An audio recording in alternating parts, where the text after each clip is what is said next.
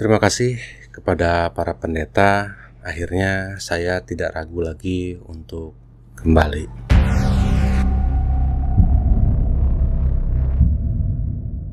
Kembali menampol.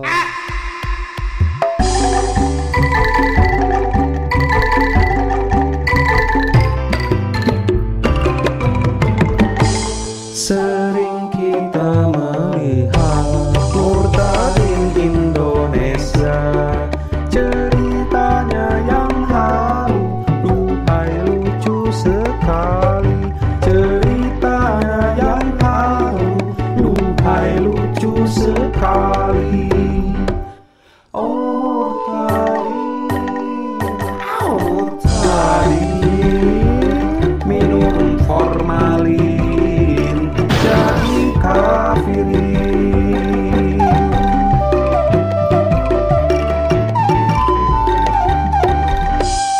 Hei murtadin, ini mualaf siap napolin bersama dengan umat muslimin. Assalamualaikum warahmatullahi wabarakatuh. Alhamdulillahirrabbilalamin. Segala puji dan syukur kita panjatkan kehadirat Allah Subhanahu wa Ta'ala yang telah memberikan kita nikmat iman dan Islam yang begitu sempurna dan luar biasa. Tidak lupa juga salawat serta salam semoga tercurahkan kepada Nabi kita, junjungan kita, suri tauladan kita, Nabi Muhammad Sallallahu Alaihi Wasallam. Alhamdulillah, sahabat mualaf. Ya, kita tidak perlu capek-capek atau kesal-kesal atau greget atau geremet ya. Lihat kelakuan kafir harbi menjelekkan Islam, menjatuhkan Islam, bahkan meredupkan cahaya Islam. Ya, contohnya kayak si Edisi Dabutar dan krocok-krocoknya, kelompok-kelompoknya dan cecunguknya dan koloninya, bahkan kotoran-kotorannya. Mungkin kita serasa ingin membalas gitu ya, tapi ya Allah sudah firmankan gitu ya.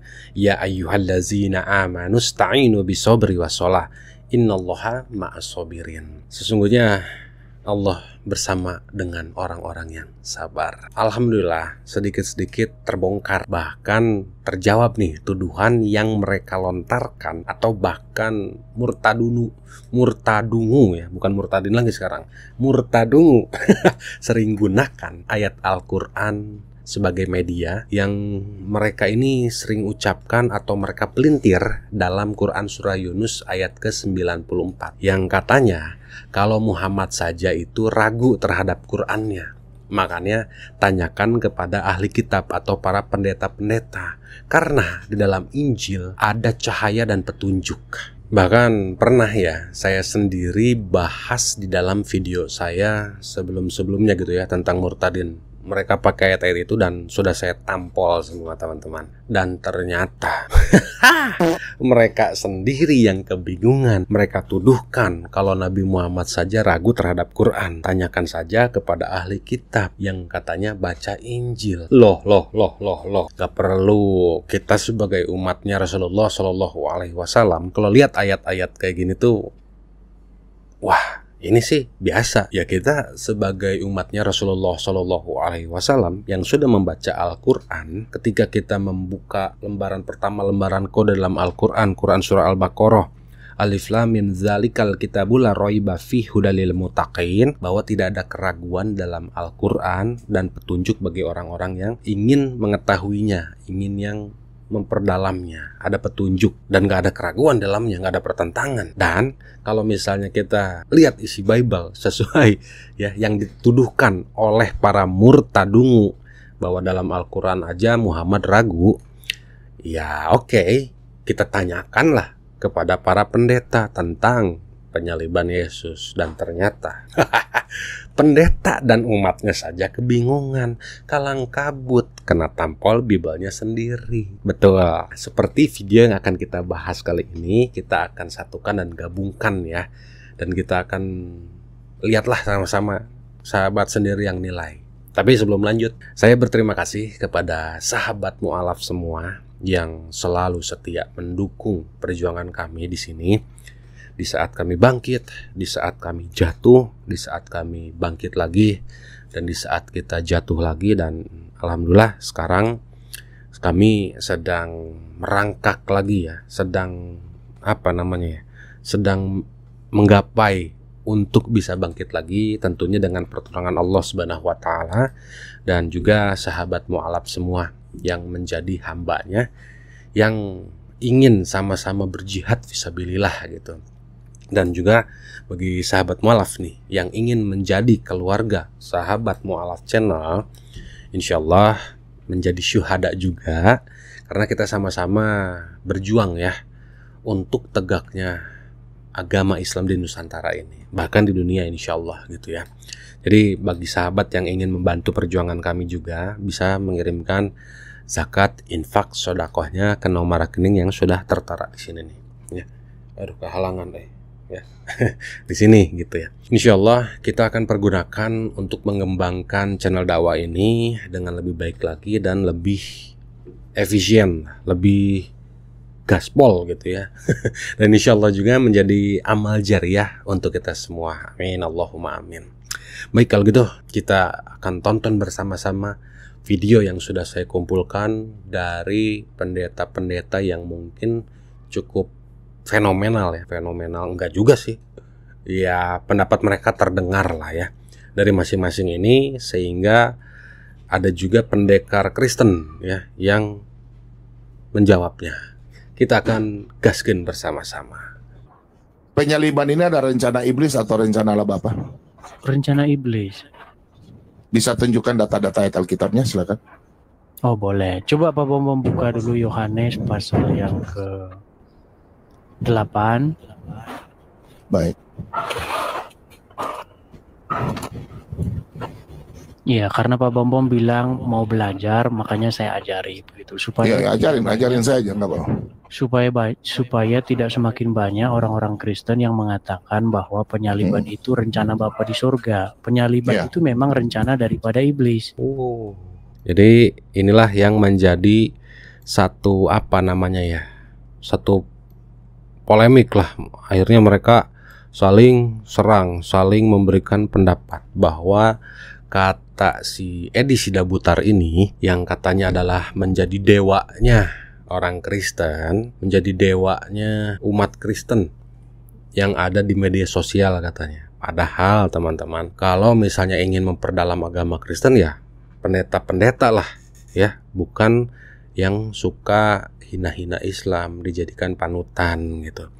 Ya mereka banyak menyukai si Edi Sidabutar ini karena menghina Islam ya, mempelintir ayat-ayat Al-Quran gitu. Dan ini pun direspon oleh para pendekar-pendekar Kristen lainnya. Bahkan pendeta pun berkomentar gitu, jangan seperti itu ya. Kalau misalnya memang mau cari cuan, cari uang untuk kehidupannya ketika merantau dan tidak mendapat suaka, ya banyaklah yang nyumbang ke dia untuk menjatuhkan dan menjelekkan Islam, sama seperti kasusnya si Taipuddin Ibrahim, terus si siapa tuh Paul siapa lah itu ya, Paul Jang, dan masih banyak lagi gitu ya, Sopiatul, yang kayak gitu. Kalau ngehina Islam mereka cuannya gede gitu kan. Taipuddin Ibrahim sudah tidak laku, larinya ke Edis teman-teman. Jadi inilah salah satu yang menjadi akar para pendeta berkomentar. Ini kita lihat pendapat dari pendeta favorit seluruh umat Kristen, yaitu pendeta Henry Tan. Kita nonton. Jadi clear, penyaliban Yesus adalah rencana Allah, bukan rencana iblis seperti kata TV Kudus ya. Very clear ya. Nah, jadi pendeta Henry Tan mengatakan bahwa itu adalah rencana Allah. Kita lihat pendapat MYM. Mereka tidak bisa membuat Yesus di luar rencana Allah.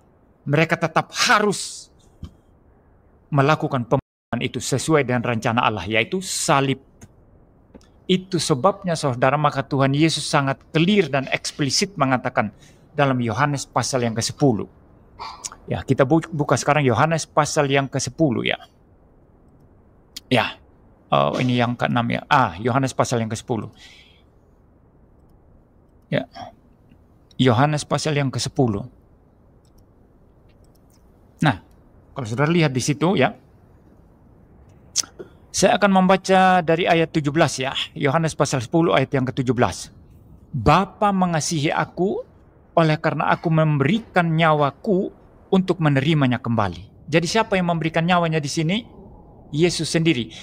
Siapa yang berkehendak Yesus mati di salib? Yesus sendiri. Bukan kehendak setan itu. Saya baca ulang ya. Ini Edis perlu baca ayat ini ya. Ya, perhatikan ya. Bapa mengasihi aku oleh karena aku memberikan nyawaku untuk menerimanya menerimanya kembali. Siapa yang memberikan nyawanya? Dalam arti siapa yang menginginkan Yesus mati? Ya dia sendiri, dia memberikan nyawanya supaya mati. Nah, ayat 18 sangat tegas Tuhan Yesus berkata, tidak seorang pun mengambilnya daripadaku. Artinya setan tidak bisa ambil. Orang-orang Yahudi tidak bisa ambil. Perhatikan baik-baik ya, saya baca lagi.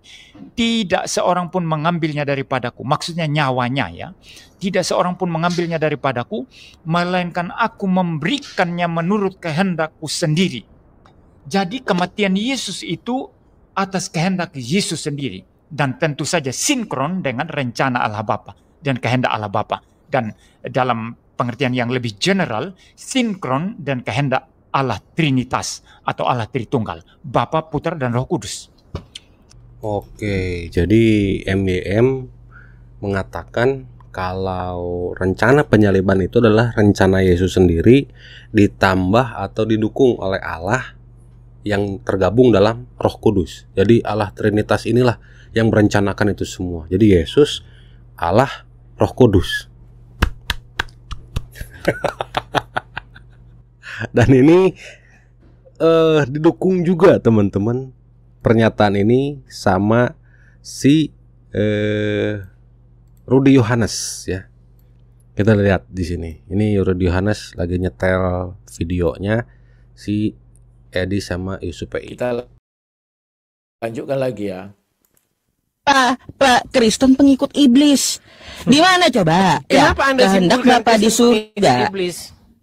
Ya gini, karena dia tidak melakukan kehendak Bapa yang di surga, seperti Matius 7 nomor 21. Ada nggak kehendak Bapa di surga agar Yesus itu disalibkan menebus dosa? Nggak ada. Nah, lihat Edis ya, dia bingung menjawab kawannya. Kenapa? Karena goblok. Goblok yang nyata kawan. Goblok yang nekat. Ya. Tapi kalau saya bilang ini kawan, saya akan diserang orang banyak. Oh maksudnya bukan begitu. Padahal dia nyata-nyata ya. Kalau kalian ulas malah dibilangnya otak miring orang yang mengatakan kehendak Bapa di surga. Oke, saya ulas. Tapi sebelum itu nanti kalian lihat ada video-video saya sudah saya pernah ulas ini. Siapa yang menginginkan Yesus mati kayu salib? Jawabnya Yesus itu sendiri. Kan Yesus bilang anak manusia akan diserahkan di kayu salib. Coba saya buka apanya ayatnya ya. Oke, jadi menurut Rudy Yohanes bahwa yang menginginkan penyaliban itu dan menyerahkan nyawanya sendiri adalah Yesus itu sendiri. Berarti ini termasuk dalam kategori menghilangkan nyawa sendiri ya. Bukan kehendak Allah, bukan kehendak iblis, tapi kehendak Yesus itu sendiri. Wah, makin rudet ya. Kita lihat dari Deki Ngegas ya. Deki Ngegas seorang ini rektor STT ya, di Ruko ya, STT Ruko. Kita tonton saja. Yesus bukan hanya imam besar, tapi dia sekaligus adalah korban itu sendiri. Dia sekaligus adalah korban itu sendiri. Atau kata-kata Yesus, tidak ada orang yang bisa ambil nyawa saya. Kecuali kalau saya bisa kasih, saya kasih itu secara sukarela. Dan saya berkuasa untuk mengambilnya kembali. Yesus bukan korban dari rencana iblis. Yesus tidak menggenapi rencana iblis. Iblis has nothing to do dengan apa yang dilakukan Yesus untuk keselamatan kita. Iblis berpikir dia menjadi oposisi, menjadi skandalon, dan lain sebagainya.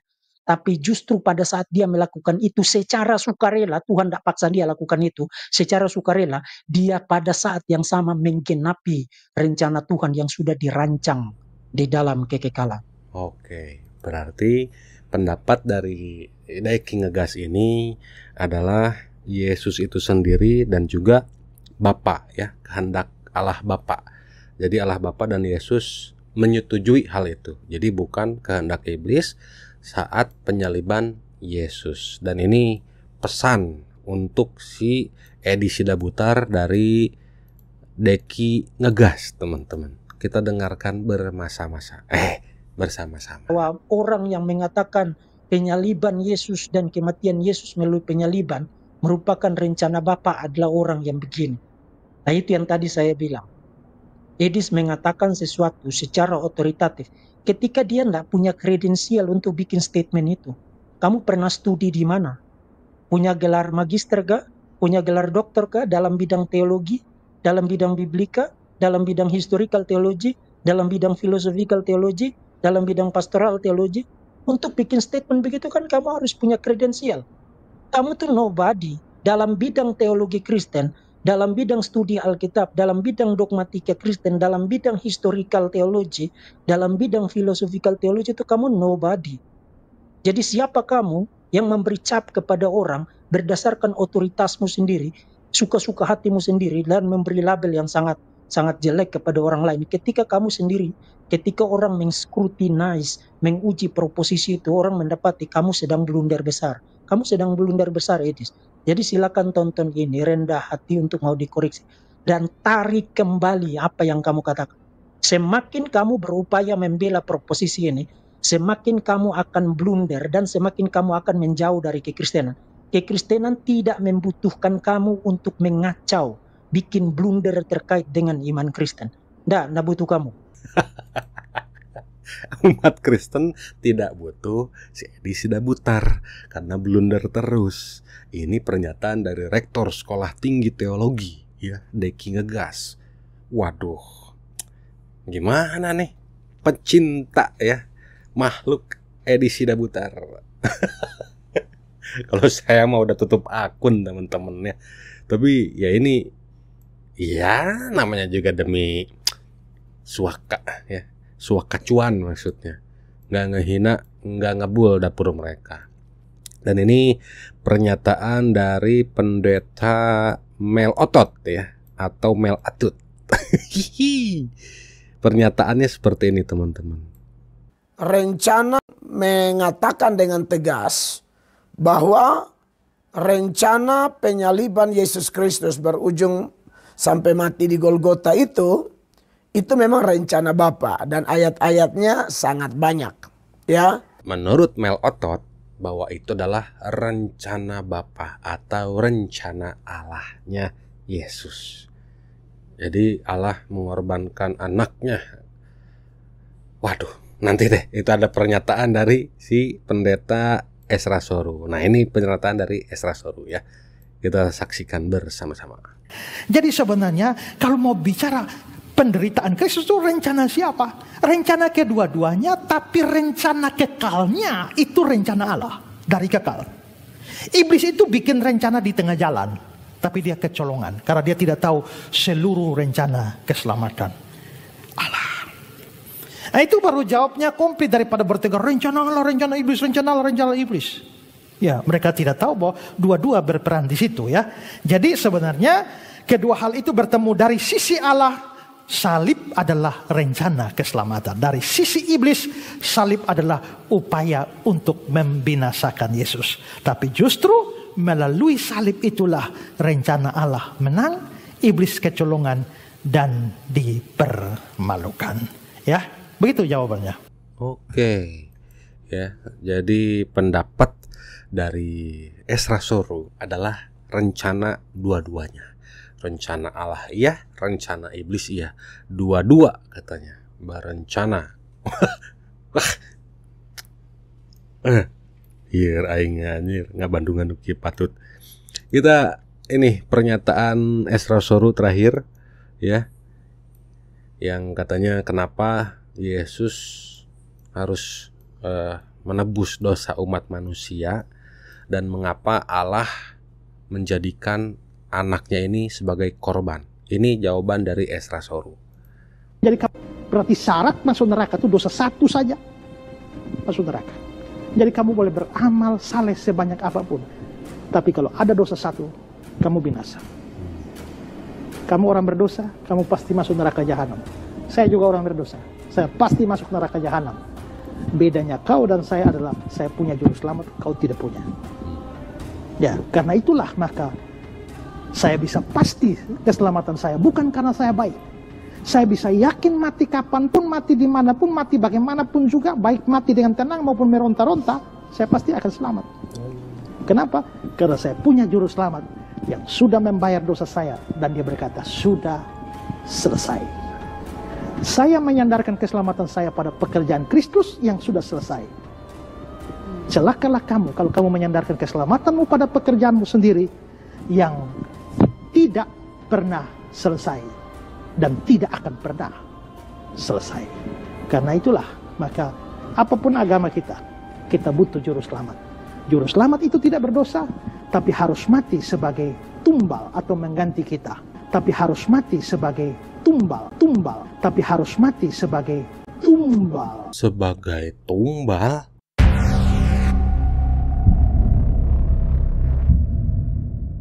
Wah, saya nggak akan tanggapi ya. Ini pernyataan mereka karena tidak menyinggung atau tidak membawa-bawa ayat Al-Quran. Namun, kenapa saya bahas? Karena para murtadin pun sering menggunakan kalimat seperti ini, teman-teman. Saya butuh juru selamat, yaitu Isa Al-Masih. Dan alhamdulillah, sahabat mualaf ya, di dalam Islam jelas dan tegas. No debat tuh dalam Al-Quran. Karena kan mereka ketika ingin mengelabui atau ingin membodohi atau ingin memanipulasi atau ingin menjajakan atau ingin menjual atau ingin menawarkan agama mereka kepada kita sebagai umat Islam, mereka menyamakan Nabi Isa Al-Masih alaihissalam dengan Yesus Kristus anak Daud. Tapi setelah ada yang terjerat dari kita nih, dari Islam satu atau dua gitu ya, yang murtad, mereka tidak mau menyamakan antara Yesus dan Isa Al-Masih. Kan dungu ya seperti ini. Mereka kekeh dengan doktrin bahwa Yesus ini rela disalib untuk menebus dosa, mati, dan menjadi Tuhan serta Juru Selamat. Nah, masalah penyaliban aja mereka paburisat atau pabaliut atau kusut dalam menjelaskannya gitu. Nah, para murtadungu ini mencoba mencari-cari kesalahan dalam Al-Quran, membawa kalimat-kalimat ya, tentang Nabi Isa Al-Masih alaihissalam. Mereka ini lupa gitu. Dalam Quran surah An-Nisa ayat 157 sampai 159, cuma saya ambil yang 157 dan 158 aja ya. Di situ ada kalimat wa qaulihim inna qatalnal masiha Isa bana Maryam Rasulullah wa ma qataluhu wa ma salabuhu. Sesungguhnya orang-orang kafir Yahudi ya, atau orang-orang Nasrani ya, pada saat itu mah Yahudi ya, pada saat itu Yahudi ngomong gitu, sesungguhnya kami telah menghilangkan nyawa Rasulullah Isa Al-Masih putra Maryam ya, dengan cara menyalibnya. Padahal mereka tidak menghilangkan nyawanya dan tidak juga menyalibkannya. Dapat kan jawabannya? Sudah jelas gitu dalam Al-Quran mah, nggak ada debat. Yang Nabi Isa Al-Masih tidak disalib, tidak dihilangkan nyawanya, udah clear gitu. Allah mengangkat derajatnya. Dan alhamdulillah dalam Quran surah An-Nisa itu di kalimat terakhirnya mereka memperdebatkan hal itu sampai detik ini. Mereka gontok-gontokan masalah penyaliban sampai detik ini. Ada yang bilang ya dalang dan keinginannya iblis bahwa menghilangnya nyawa Yesus atau penyaliban itu. Dan juga ada yang bilang tadi ya bapaknya Yesus atau Allah itu sendiri, keinginan Yesus untuk disalib. Dan bahkan tadi kita lihat dan kita dengar bahwa anaknya Allah atau Yesus punya bapaknya gitu lah. Bahkan pendapat pendeta Esra Soru bahwa Yesus ini dijadikan tumbal oleh Allah itu sendiri.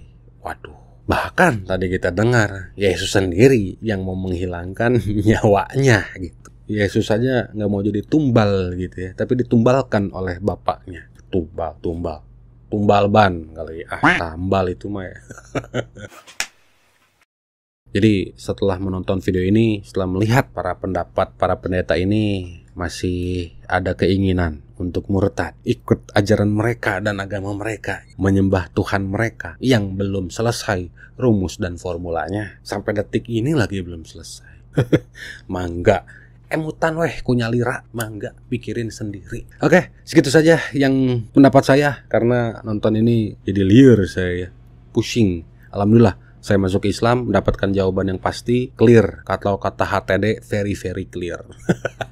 Terima kasih yang sudah menonton dari awal sampai akhir video ini. Mohon maaf bila ada kalimat-kalimat yang salah, itu hasil dari pemikiran saya sendiri. Kesalahan itu saya pribadi dan saya memohon maaf. Dan kalau memang ada benarnya, itu hanya datang dari Allah Subhanahu wa Ta'ala, karena Allah yang maha benar. Ya, jadi kami ucapkan syukron, jazakumullah khairan. Sampai ketemu di video berikutnya. Assalamualaikum warahmatullahi wabarakatuh.